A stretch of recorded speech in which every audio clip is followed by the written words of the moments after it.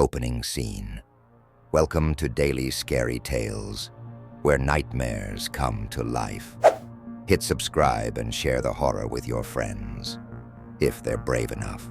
Tonight we dive into a tale that isn't for the faint of heart, The Vanishing Portrait.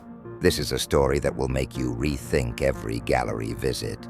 You'll never look at art the same way again. Scene: eerie museum hallway. In a small, forgotten town, there existed an art museum closed to the public for years. Locals whispered about its mysterious owner, known only as Marguerite, an enigmatic woman who disappeared without a word decades ago. The building itself loomed, half in ruins, housing oddities said to be more cursed than collected. Stories told of chilling laughter echoing through the aisles when no one was present, and lingering shadows that didn't quite match the light. Music builds subtly with tension. But chief among these unsettling rumors was one portrait in particular. A painting whispered to possess the unholy ability to captivate anyone who gazed upon it for too long. No one knew how it looked, for everyone who claimed to see it eventually disappeared without a trace. Its unofficial name: The Vanishing Portrait. One evening, Carter, a photographer fascinated by urban legends, decided he wasn't afraid of myths. On a stormy night, armed with only his camera, a flashlight, and a recorder, he broke into the old museum. The air felt colder inside than the raging weather outside. Dust coated the floors, and the faint scent of mildew lingered. His footsteps echoed, breaking the otherwise heavy silence.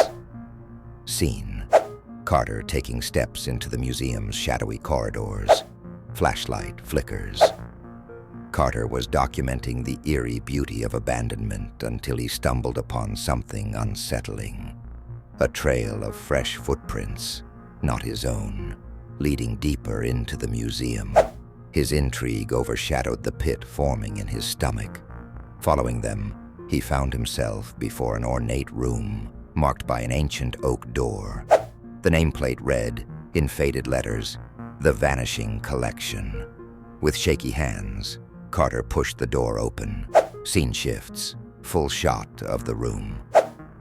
Inside, dim light from an unknown source bathed the room in an unnatural glow. Paintings adorned all four walls, each masterpiece hauntingly lifelike. Figures of various poses stared at Carter, their painted eyes seemingly moving under scrutiny. One artwork, though, was covered in a heavy velvet drape, the only piece that didn't face outward. Whispering sound effects begin faintly. Carter's curiosity burned. Why hide this one painting when the others were almost equally upsetting to look at? Ignoring the voice in his head screaming to walk away, he reached out to remove the cloth. A faint shuffling noise stopped him instantly. Whipping around, Carter aimed his flashlight but saw nothing. Yet the sound was unmistakable, a dragging movement, as though someone had shuffled a chair. Voice begins to lower. Atmosphere intensifies. But again, no one was there. Shaking it off as paranoia, Carter lifted the velvet drape. Beneath lay the infamous Vanishing Portrait. To his shock, it was a stunning, almost hypnotic depiction of a young girl. Her eyes, glassy and oddly too alive, seemed to plead with him. The longer he stared, the more details popped into awareness. The faint tear at the edge of her eye, the subtle tremble in her painted fingers, clutched tightly over something just barely visible to the viewer. Creaking sound intensifies. His recording device began buzzing violently with interference. Carter heard footsteps, closer this time. Panicked, he turned to leave, but the door had vanished, gone. The entire entrance to the room was now a solid wall. For a while, disbelief paralyzed him. Then, fear kicked in. Turning back to the portrait in a desperate search for answers, Carter noticed her hands had moved, unnoticeable at first, but now clear. They were fully extended and pointing downward. Beneath her painted hands appeared a key on the painting's surface, but not in Carter's possession. The walls were closing in, or so it felt. Heart hammering, he took another step back and tripped over an object that wasn't there before. A diary belonging to Marguerite. Opening it with shaking hands, he found only a scrawled warning. Do not look away. She sees you as long as you look away. Breathless narration builds panic. Desperation overtook him.